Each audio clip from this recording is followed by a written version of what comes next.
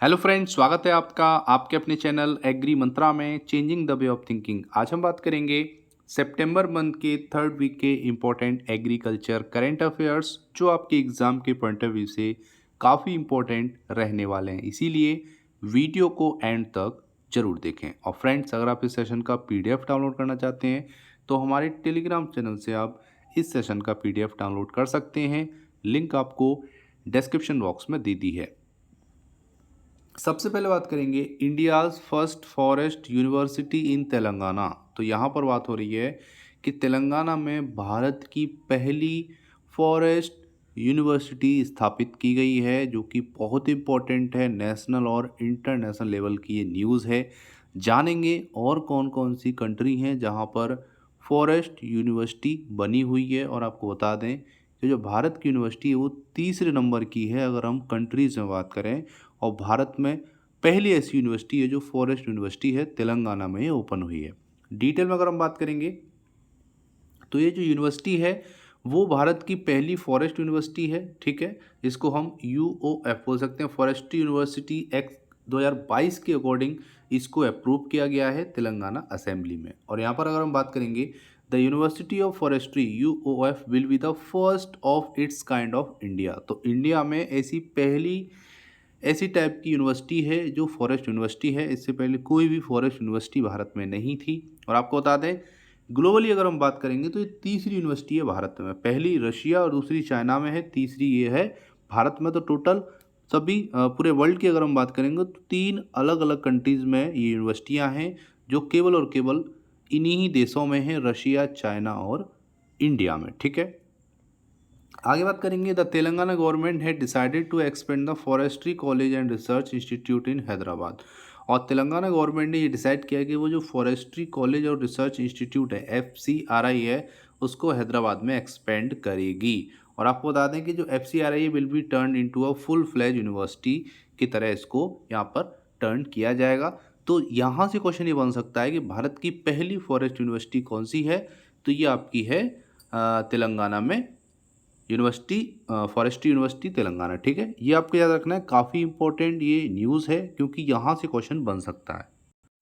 आगे बात करेंगे तो first advance estimate of production of kharif crop release. तो यहाँ पर खरीफ क्रॉप का जो पहला एडवांस एस्टीमेट है वो रिलीज हो चुका है। तो जानेंगे मेजर खरीफ क्रॉप में कौन कौन सी क्रॉप है, उनका कितना प्रोडक्शन हुआ है और अगर रिकॉर्ड प्रोडक्शन हुआ है तो वो कितना हुआ है।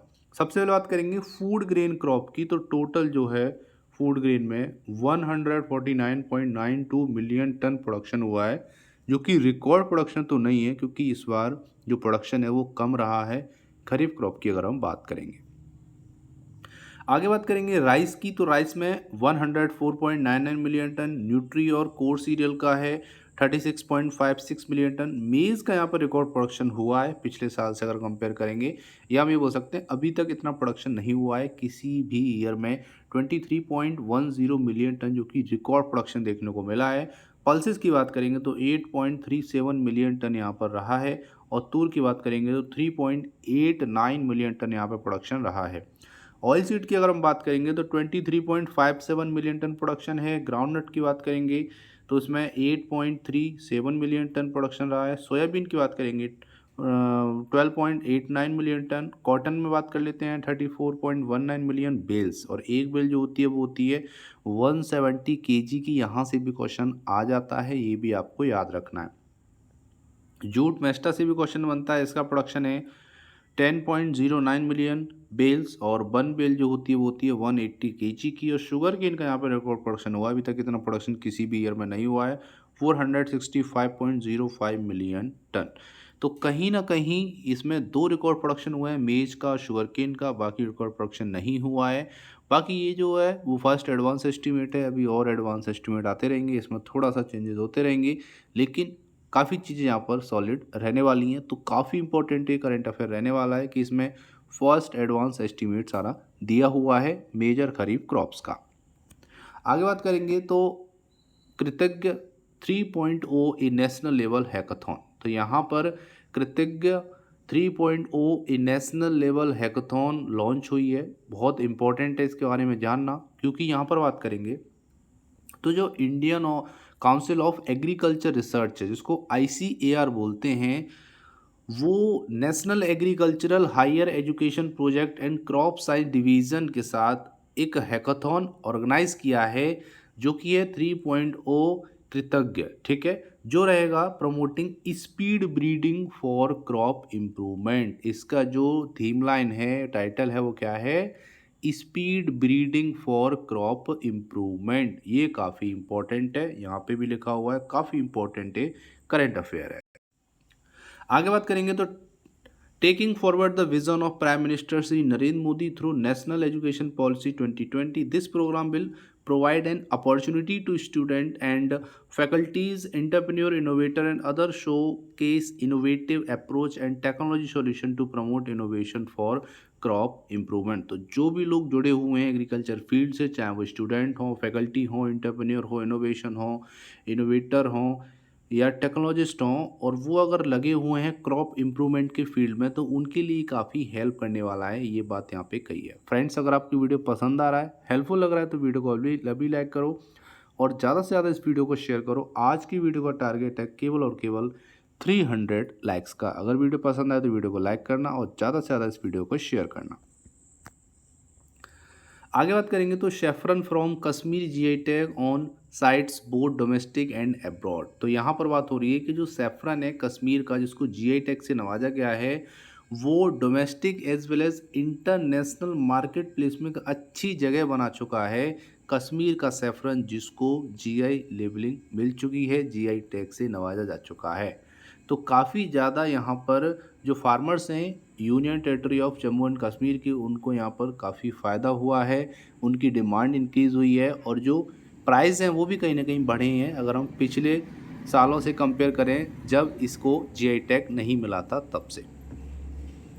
आगे बात करेंगे तो यहाँ पे ये बोला गया कि चौधरी मोहम्मद इकबाल हैं, जो कि डायरेक्टर हैं एग्रीकल्चर कश्मीर में। उन्होंने यहाँ पे बोला है कि जो सेफ्रन है, ठीक है, international saffron from Kashmir trade centre in Dussu in the Pampore neighbourhood of Pulwama district and south Kashmir to see how it was operating here. तो कहीं ना कहीं जिस भी प्रोडक्ट को GI टैग मिल जाता है, उसकी मार्केट वैल्यू बढ़ जाती है, इंटरनेशनल मार्केट में उसकी डिमांड भी बढ़ जाती है। आगे बात करेंगे तो Narendra Singh Tomar address LEADS 2022 conference. तो यहाँ पर लीड्स 2022 कॉन्फ्रेंस एड्रेस किया है हमारे एग्रीकल्चर मिनिस्टर, या बोल सकते हैं union agriculture minister Shri Narendra Singh Tomar ने। आगे बात करेंगे तो union minister for agriculture and farmers welfare Shri Narendra Singh Tomar virtually addressed the Leeds 2022 conference organized by the Federation of Indian Chamber of Commerce and Industry, जिसको FICCI भी बोलते हैं, जो कि न्यू दिल्ली में स्थित है। और जो हमारे agriculture and farmer welfare minister हैं, उन्होंने बोला है कि इंडिया की जो एग्रीकल्चर सेक्टर है उसने रजिस्टर्ड ग्रोथ की थी 3.9% की, जब पूरा विश्व कोविड-19 पेंडेमिक से जूझ रहा था। उस टाइम भी पॉजिटिव 3.9% की यहाँ पे ग्रोथ रेट थी एग्रीकल्चर सेक्टर की भारत में। इससे पता चलता है कि एग्रीकल्चर की बैकबोन कितनी मजबूत है, अगर हम इंडिया के पॉइंट ऑफ व्यू से बात करेंगे। और उन्होंने यहाँ पे बोला है कि India can meet the food need of large part of the world. और यहाँ पे भारत जो है वो वर्ल्ड के अलग अलग हिस्सों की फूड नीड को फुलफ़िल कर रहा है, डिमांड्स को फुलफ़िल कर रहा है, और जो भारत है बहुत तेज़ी से मूव कर रहा है वर्ल्ड लीडर बनने की राह में एग्रीकल्चर सेक्टर में। मतलब एग्रीकल्चर सेक्टर में भारत जो है बहुत जल्द वर्ल्ड लीडर बन जाएगा, जो कि प्रोवाइड कराता है एग्रीकल्चर में जो भी चीज़ें प्रोड्यूस होती हैं उनको। तो एग्रीकल्चर के पॉइंट ऑफ व्यू से भारत का जो भविष्य बहुत अच्छा है, अगर सरकार किसानों पर भी साथ के साथ ध्यान देती है तो। आगे बात करेंगे तो world bamboo day 2022 observe on 18 सितंबर। तो वर्ल्ड बम्बू डे जो सेलिब्रेट किया जाता है वो हर साल 18 सितंबर को ऑर्गेनाइज किया जाता है, सेलिब्रेट किया जाता है, और इस दिन अवेयरनेस रेज की जाती है regarding the conservation of extremely useful plant. तो बम्बू प्लांट के कंजर्वेशन के लिए मुहिम चलाई जाती है इस दिन कि बम्बू प्रोटेक्शन किया जाए, बम्बू का ज़्यादा से ज़्यादा प्लांटिंग की जाए, ताकि जो ऐसी जगह हैं जहाँ पर कोई भी प्रोडक्शन नहीं होता है, कल्टीवेशन नहीं होता है, वहाँ भी हम सॉइल के नेचर को थोड़ा सा ठीक कर सकें। और बम्बू का जो फ्यूचर स्कोप है बहुत अच्छा है, तो यहाँ पर अवेयरनेस की जाती है, किसानों को साक्षर किया जाता है और ये बात बताई जाती है कि जो बाँस है, जो बम्बू है, वो हमारे जीवन में कितना ज़्यादा उपयोगी है, उसका कल्टीवेशन कितना ज़रूरी है आने वाले समय के लिए। यहाँ पर ये भी बोला गया है कि जो वर्ल्ड बम्बू ऑर्गेनाइजेशन है WBO, this day also promote the bamboo industry by highlighting it's concern. इसी दिन जो WBO है, वर्ल्ड बम्बू ऑर्गेनाइजेशन है, वो बम्बू इंडस्ट्री को भी हाईलाइट करता है। और जो बम्बू वुड है एक लॉन्ग लाइफ होता है, काफ़ी समय तक चलता है और यहाँ पर ईस्ट और साउथ ईस्ट एशिया में काफ़ी ज़्यादा कल्टीवेशन देखा जाता है बम्बू का। ये भी आपको याद रखना है। Bamboo grow on its doesn't require to be replant. एक बार अगर बम्बू ग्रो हो गया तो उसको आपको दोबारा से रीप्लांट करने की ज़रूरत नहीं पड़ेगी, वहीं से वो दोबारा ऑटोमेटिक ही उसका प्लांटिंग होती रहेगी और वो आगे बढ़ता रहेगा और हरियाली भी इससे बढ़ जाएगी। तो कहीं ना कहीं काफ़ी इंपॉर्टेंट है, आपको याद रखना है 18 सितंबर को ये जो वर्ल्ड बम्बू डे है वो सेलिब्रेट किया जाता है।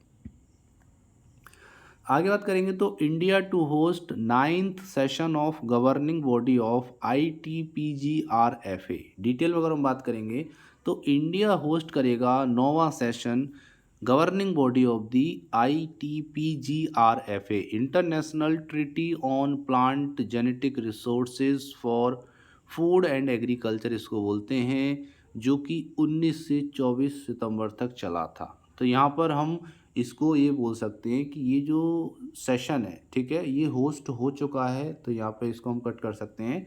इंडिया ने होस्ट किया है 19 से 24 सितंबर तक का ये न्यू दिल्ली, क्योंकि आज डेट हो गई है 26, ठीक है, वीडियो लेट आ रही है, इसीलिए यहाँ पर हम बोल सकते हैं कि 19 से 24 सितंबर तक ये जो होस्टिंग थी 9 सेशन था गवर्निंग बॉडी ऑफ ITPGRFA, वो हो चुका है और ये हुआ है न्यू दिल्ली में।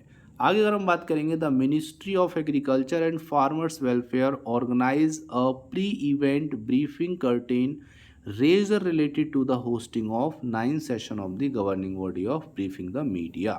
तो यहाँ पर जो आपका जो ITPGRFA है वो लीगली बाइंडिंग कंप्रेहेंसिव एग्रीमेंट है, जो अडॉप्ट किया गया था नवंबर 2001 रोम में।